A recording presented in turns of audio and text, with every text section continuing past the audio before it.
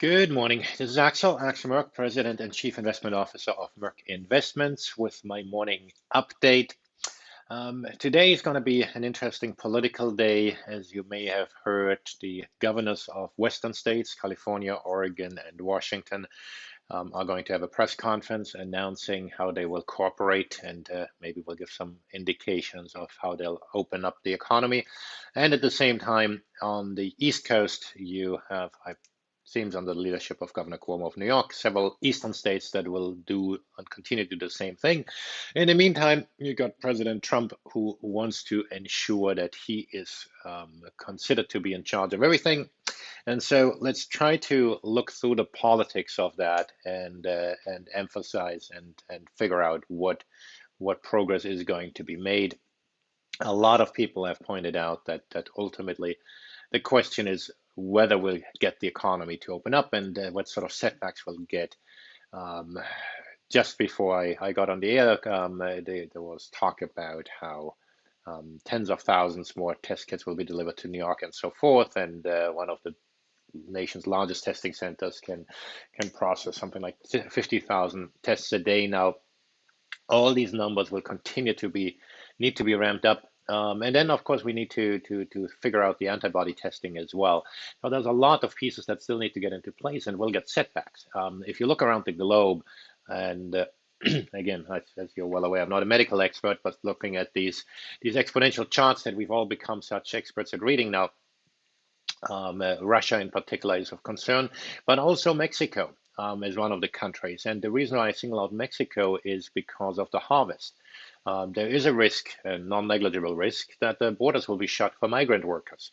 I think it was last week where there was a scandal in Europe because I think it was, pardon if I get the country wrong, I think it was Bulgaria, where migrant workers were stuffed in the hundreds into a small airport and made it on social media. They were supposed to be flown over to Western Europe, further in the west, and I believe they were headed for Germany, and uh, and so obviously the potential for infection was severe at the time, and so there will be setbacks like that, and then potentially harvest issues. Yesterday it was in the news that the Darjeeling harvest. Those of you who are tea drinkers are aware that Darjeeling is considered one of the finer teas, and just as with olive oil, you have the cold pressed olive oil, the first crush, so to speak. Similar to Darjeeling, you have the kind of the initial, the small leaves need to be harvested in a certain period. Well, apparently, and I obviously didn't fact check that, but according to media reports, the entire Darjeeling harvest is bust now from India, at least that early phase, and at least in that one region, just as a symptom. I mean, the world is not going to come to an end, but because of that, but clearly it's going to cause economic hardship locally, and it's just an indication of the sort of issues that we'll be facing. Now, will be S&P be driven by whether we can have access to Darjeeling tea? Probably not. Will it be driven whether we'll have a successful harvest in the US? Well, now we're talking about things that are a little closer to home, right? And obviously we're going to have setbacks and back and forth. So I continue to believe that nobody really knows how these markets are going to evolve. Clearly, in the absence of us knowing how the markets to be evolved, maybe one should take the market as the indicator where things are going to be. And the market says, hey, the glass is half full.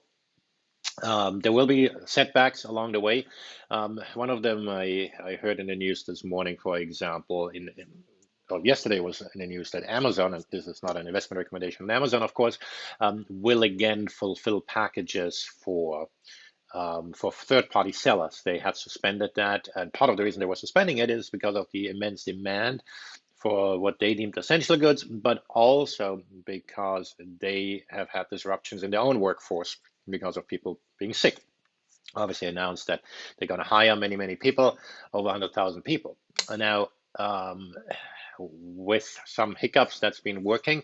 Apparently, they're ramping things up. If you have ordered anything on Amazon, you get a delivery date maybe of a month out, and then it shows up a few days later anyway, presumably because it was then out delegated to the supplier to get something.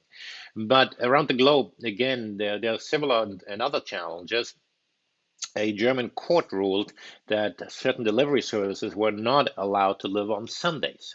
Historically, many European countries and other parts of the world have had um, Sunday as kind of the day when you're not allowed to work. And over the years, things had opened, but apparently for delivery services, that was not allowed. And then they argued, hey, listen, packages are in high demand. Our workforce is partially sick. We gotta work with the best we can. We want to deliver on Sunday, and the court said no. And the reason I mentioned that one is again, I mean, U.S. markets are going to be affected by that, but bureaucratic barriers of any sort are a stumbling block. And in the U.S., we've had on the federal level several rules relaxed, and those sort of things make a difference.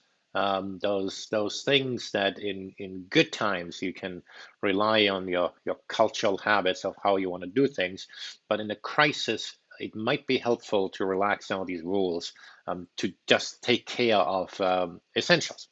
While I'm chatting here, let me put in my daily disclosure here as well. Um, so let me focus a little bit on the markets here for a moment. Um, the VIX index is finally coming down a little bit, and so there is a further easing. Yesterday, Monday, we had Easter Monday, which means most global markets continue to be closed, and today we start to have a more normal environment. Now, it doesn't say that. Xetra, the German electronic exchange, was interrupted for several hours today due to technical difficulties. And clearly you have a lot of things working remotely, so those sort of glitches will come about. In the meantime, of course, many other programs are being ramped up. Liquidity programs are being ramped up.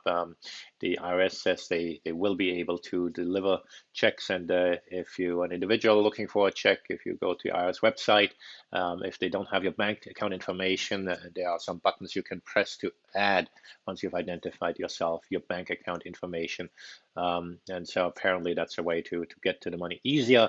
Similarly, on the small business assistance programs, the banks are now, have been reaching out to the customers, although aside from reaching out that it's available, they've also reached out that they don't have enough money to dole out, that the program is pretty much depleted already, and that the Congress needs to make more money available.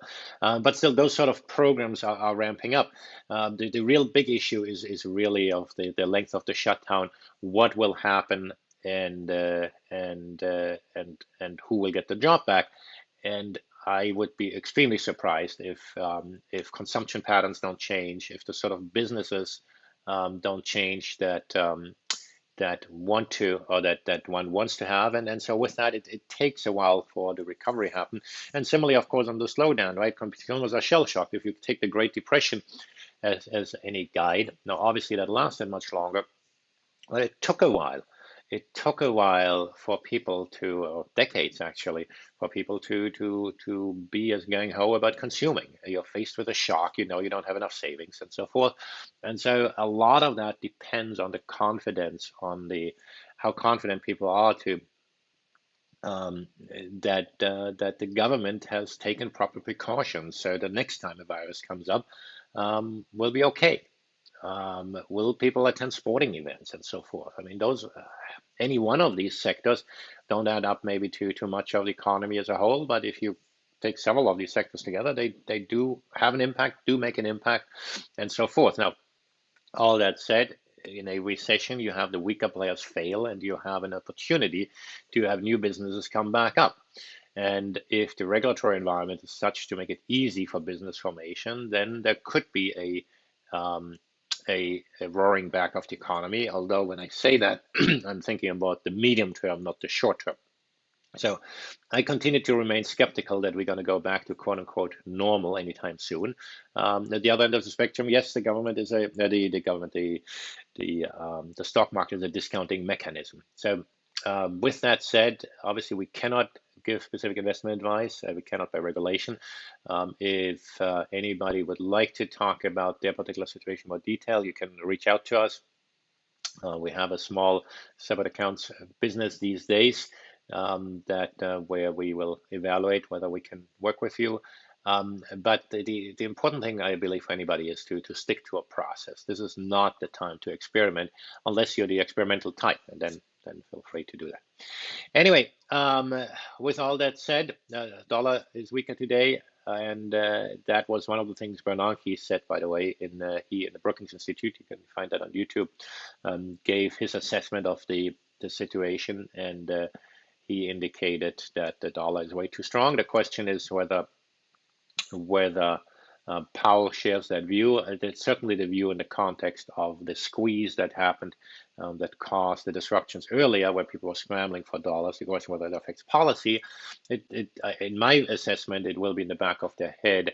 Powell has already said they will be slow and gradual in removing this when it comes, which means they will be late. And by the way, Bernanke, I think, spoke volumes in some ways when he said he doesn't think the current phase is inflationary, and he didn't use the words current phase, but that's pretty much what he said. That in the current and the bust part of it, this will be disinflationary. He did not express an opinion what it will be at the tail end of it, and he did emphasize that last time, meaning during the financial crisis, it wasn't inflationary, but we just don't know. From my vantage point, there's every incentive in the world to socialize losses. All this money that's been spent, and socializing means that inflation should pick up at the tail end of this thing. The bigger risk, at least, is, or at least as bigger risk, is that inflation expectations become unanchored. First, they're going to go down now, and then they might go up. And so central banks have worked forever to try to anchor those, so much so that they were unhappy about it, that they were becoming anchored at too low a level. I think that problem will be a problem of yesteryear at some point, and the U.S. is of course in a better situation than some other countries are, because the resources of the U.S. Treasury are much deeper, but we may see some significant challenges elsewhere in the world. Okay, I'll leave it at this today, and I hope I talk to you soon. Please feel free to submit some questions. I have to catch up with some of the things that have been submitted, but I will get back to you. Thanks, and take care. Bye-bye.